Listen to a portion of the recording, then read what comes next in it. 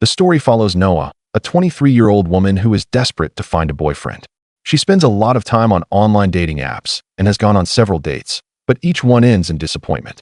On one particularly awful date, she meets a man named Chadwick, who quickly proves to be unbearable.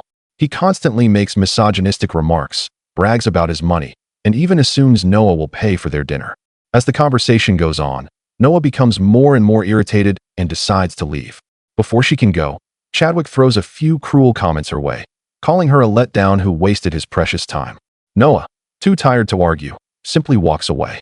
Later at the gym, she vents to her best friend Molly about the terrible date and admits that she feels like she might stay single forever. Molly tries to comfort her, joking that maybe God is just saving the best man for her. That night, Noah stops by a nearby supermarket and unexpectedly bumps into a charming man named Steve. The two instantly connect over their shared love of cotton candy grapes, and Noah is clearly drawn to his easygoing charm. Before they part ways, Steve suddenly asks for her number.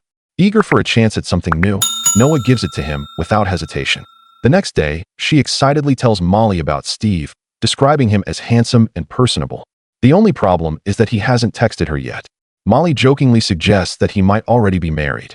Just as Noah begins to doubt things, Steve finally calls her while she's on her way home. Without wasting time, he asks her out on a date. Surprised but hopeful, Noah quickly agrees. During their date, the two open up about their lives. Steve says he's a surgeon from Texas who recently moved to town, while Noah explains that she just graduated from college and is currently searching for a job.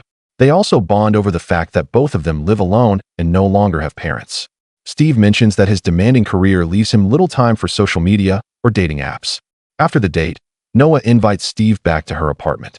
The chemistry between them grows stronger, and the night soon turns romantic as they spend an intimate evening together. The next morning, Noah wakes up feeling refreshed and happier than she has been in a long time. While Steve is still asleep, she secretly takes a photo of him and calls her best friend Molly to excitedly share the details of her amazing night. Molly is happy for her, but she finds it a bit strange that Steve doesn't seem to exist anywhere on the internet. As they continue talking, Noah casually mentions that Molly's ex-boyfriend, Paul, was working as a bartender at the restaurant they visited the night before. It's revealed that Molly recently came out as a lesbian and ended her relationship with Paul. The following evening, Noah meets up with Steve again. While eating takeout together, they talk more about their personal lives. Noah tells him about her best friend Molly, explaining that she's the one person who knows everything about her. After they finish eating, Steve suddenly suggests they dance. Noah feels a little awkward at first, but she ends up enjoying herself, and the two share a playful moment together. Eventually, they grow tired and sit down. Out of nowhere, Steve asks Noah if she'd like to go on a weekend trip with him. Curious, she asks where they're going, but he refuses to reveal the destination and insists it's a surprise. Despite the mystery, Noah agrees because she has started to genuinely like him. After Steve leaves, Noah calls Molly and excitedly tells her about the upcoming trip. Molly feels uneasy about the idea, pointing out that Noah barely knows the guy. However, Noah reassures her that everything will be fine and even sends Molly a picture of Steve, saying he's perfect. The next day, Steve picks Noah up and takes her to his place, explaining that they'll leave early the following morning for their trip. Trusting him completely, Noah agrees, unaware of the danger ahead. During the long drive, she tries to text Molly her location, but the signal becomes weak after several hours on the road. Eventually, they arrive at a suspicious-looking house that sits far away from the city, completely isolated. Noah feels slightly uneasy about the place, but she chooses not to question it for the moment. After some time, Steve prepares a drink and hands it to her, asking if she can guess what's in it. But the moment Noah tastes it, she suddenly feels dizzy and collapses. When she regains consciousness, she discovers that she is chained up inside a room, with Steve standing nearby. Calmly, he admits that he drugged her. Noah is left terrified and confused. Then Steve reveals a horrifying truth. He is a cannibal who eats human flesh and sells it to wealthy clients. He explains that many of his clients prefer the meat of young women, which is why he lures them in through dating and kidnaps them. Steve also tells Noah that he plans to keep her alive for as long as possible so her flesh stays fresh, removing pieces of her body little by little. Panicked and desperate to survive, Noah tries to fight back, but Steve quickly overpowers her and pins her to the ground, leaving her completely at his mercy. After Steve leaves the room, Noah desperately calls out for help. A woman from the adjacent room answers her. She introduces herself as Penny and reveals that Steve has kidnapped several women and is holding them captive in the house. As the two talk through the walls, they discover something disturbing. They are both orphans. This realization leads them to believe that Steve specifically targets women without parents, knowing that no one will immediately come looking for them. Suddenly, another woman's voice echoes through the hallway, singing loudly and incoherently. Penny explains that the singer is another victim named Melissa, who has lost her sanity after being trapped there for so long. Meanwhile, Molly begins to worry when she doesn't hear from Noah for a long time. She sends her a few messages, and surprisingly, she receives a reply. The text claims that Noah and Steve are relaxing at a cottage far away from the city. The message even includes a picture of a beautiful waterfall. The sender says Noah plans to turn off her phone for a while so she can disconnect from technology and enjoy nature. But Molly knows her best friend too well. Something about the message feels wrong. Suspicious, she searches the waterfall photo online and quickly discovers that it's just a stock image taken from a random website. Back at the house, Steve visits Noah again. This time, his behavior seems strangely gentle. He brings her new clothes and even allows her to take a shower. Seeing a rare opportunity, Noah tries to take advantage of his momentary kindness and attempts to escape. Unfortunately, Steve quickly catches her before she can get far. As punishment for trying to run away, he drags her into a surgical room and brutally cuts off part of her body. Chillingly, he jokes about it, revealing his twisted fascination with that part of the body. Elsewhere, Molly begins actively searching for Noah. Her first stop is the restaurant where Noah had her first date with Steve, where Molly's ex-boyfriend Paul works as a bartender. Their reunion is awkward, but Molly quickly gets to the point. She asks Paul if he remembers the man Noah went out with. At first, Paul hesitates because he isn't supposed to share information about customers. But after Molly insists and explains the situation, he reluctantly agrees to help. He reveals that the man's real name is Brendan Kemp. Later, Molly returns home and searches the name online. What she finds is shocking. Brendan Kemp is married to a woman named Anne and has 2 children. Determined to uncover the truth, Molly decides to visit Anne in person. Before heading out, she sends the address to Paul and asks him to come looking for her if anything goes wrong. Back at the remote butcher house, Noah learns something surprising. She is the only victim Steve has ever slept with. This makes her realize that he might have a soft spot for her. Seeing a possible advantage, Noah decides to use it to her benefit. From that moment on, she stops resisting and begins to act differently around him, attempting to seduce him whenever she gets the chance. She even pretends to be curious about his lifestyle and claims that she wants to try human meat. Meanwhile, Molly arrives at Anne's house and immediately confronts her, revealing that her husband has been dating other women. Anne seems shocked by the accusation and invites Molly inside so they can talk about it privately. However, as the conversation continues, Steve suddenly appears. Acting calm and collected, he denies knowing anyone named Noah. His confident attitude makes Molly briefly think she may have come to the wrong place. Before leaving, she decides to call Noah one more time. To her surprise, the phone begins ringing from inside Steve's pocket. In that instant, Molly realizes the truth. Steve is the kidnapper. Now that he has been exposed, Steve coldly tells her that she shouldn't have come there. Before Molly can react, and quietly approaches from behind and knocks her unconscious. Sometime later, Steve transports Molly to the same isolated butcher house in the woods where Noah is being held.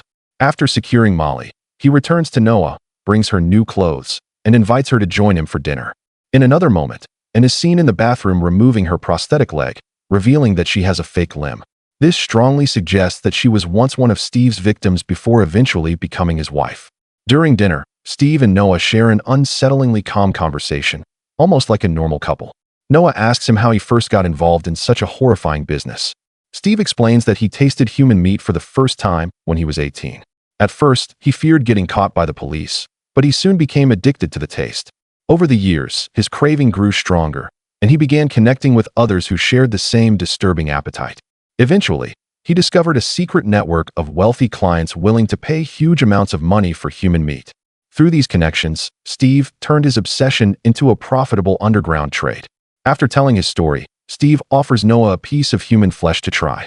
Although she feels deeply disgusted, Noah forces herself to eat it while pretending to enjoy it, hoping to maintain the illusion she has created.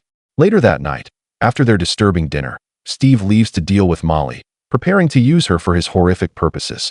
Meanwhile, Paul becomes worried after not hearing from Molly for a while. Concerned that something might be wrong, back at the remote house, Steve invites Noah to join him for another dinner. By now, she has clearly gained his trust. This becomes even more evident when he gifts her a beautiful pink dress, treating her almost like a special guest rather than a prisoner. During dinner, Noah forces herself to eat the human meat served to her. While she is doing so, Steve casually reveals that the meat she's eating actually came from Melissa. The revelation horrifies Noah, but she manages to keep her reaction hidden so she doesn't raise his suspicion. After dinner, Steve shows Noah a secret room filled with belongings taken from his previous victims. The disturbing collection makes it clear that he has kidnapped and killed many women before. He then reveals another twisted detail. His wealthy clients often like to keep personal items from the women whose meat they consume, believing it makes them feel closer to their food. While looking around the room, Noah suddenly notices Molly's phone lying in a corner. In that moment, she realizes that her best friend must have come searching for her and ended up being captured as well.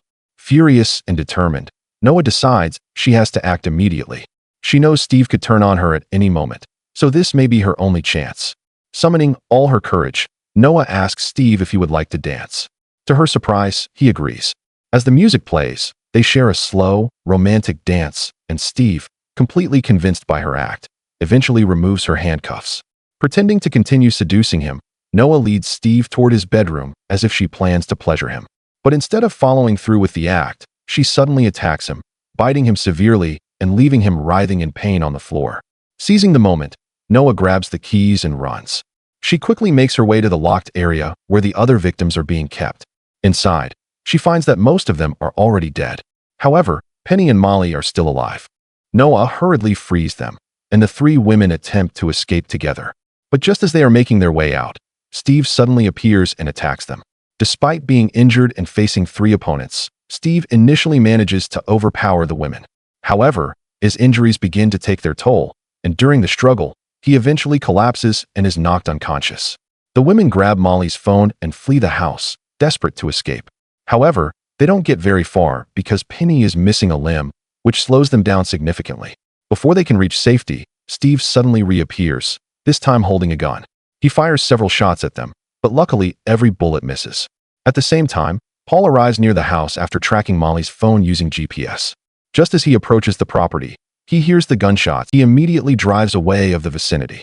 Realizing that help may not arrive in time, the three women decide to fight back. They quickly come up with a plan and split up in different directions to confuse the cannibal. When Steve finally lunges at one of them, the others rush in, and all three attack him together. During the struggle, they manage to beat him badly. Noah then grabs his gun and finally shoots him, ending his reign of terror. Afterward, they try to call for help using Molly's phone, but the battery suddenly dies. A little later, Anne arrives at the house, searching for her husband. When she discovers Steve's lifeless body lying on the ground, she becomes furious. Meanwhile, Noah returns to the area to look for her own phone. Suddenly, Anne ambushes her, and the two women begin fighting. The struggle is intense, and it soon appears that Anne is gaining the upper hand. Just when things look hopeless, Molly arrives at the last second and strikes, and with a shovel. She continues hitting her until Anne finally collapses and stops moving. In the final scene, Molly and Noah sit together, trying to process everything they've just survived. Then Noah's phone buzzes with a new message. It's from Chadwick, the terrible date she had earlier. The message simply reads, "You up?" And that's the end of the story. I hope you liked it. Comment down below what movies do you like us to recap next. Thank you for watching. Don't forget to like and subscribe. Until next time.